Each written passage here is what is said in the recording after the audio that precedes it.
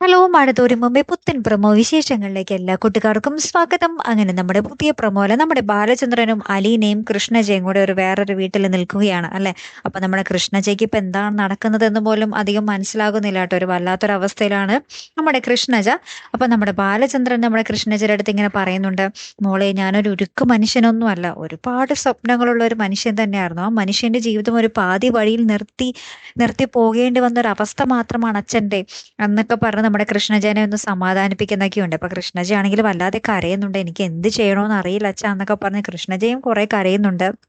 അപ്പുറത്ത് നമ്മുടെ അലീനനെ വിളിച്ചിട്ട് നമ്മുടെ ബാലചന്ദ്രൻ പറയുന്നുണ്ട്, എന്റെ ഒരു സ്വപ്നമായിരുന്നു എന്റെ കുടുംബം. ആ കുടുംബം ഇങ്ങനെ തകരാൻ ഒരു കാരണം നീയും കൂടെയാണ് എന്ന് നമ്മുടെ അലീനയുടെ അടുത്ത് പറയുന്നുണ്ട്. പിന്നീട് പറയുന്നുണ്ട്, നീ എനിക്ക് പിറക്കേണ്ട മൂത്ത മകളായിരുന്നില്ലേ എന്നും പറയുന്നുണ്ട്. അപ്പൊ അലീന ഇതൊക്കെ കേട്ട് ആകപ്പാടെ ഇങ്ങനെ തകർന്നിങ്ങനെ നിൽക്കുകയാണ്.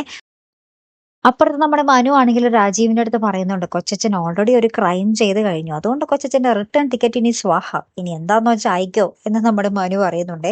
അപ്പുറത്ത് നമ്മുടെ വൈജയന്തി ഭയങ്കര സങ്കടത്തിൽ നിൽക്കുന്നുണ്ട്. എന്താണ് ഇവിടെ സംഭവിക്കുന്നതെന്ന് അറിയാതെ ഭയങ്കരമായിട്ട് ഉത്കണ്ഠയിൽ നിൽക്കുന്നുണ്ട്. അപ്പൊ എന്തായാലും കാത്തിരുന്ന് തന്നെ കാണാം അല്ലെ. അടുത്ത് തന്നെ നമ്മുടെ ബാലചന്ദ്രൻ അലീനയും നമ്മുടെ കൃഷ്ണജയും കൂട്ടി തിരികെ ഇങ്ങോട്ട് തന്നെ വരുമായിരിക്കും. നോക്കാട്ടോ. അപ്പൊ അടുത്തൊരു വീഡിയോയുമായി വരുന്നത് വരയ്ക്കും ഗുഡ് ബൈ.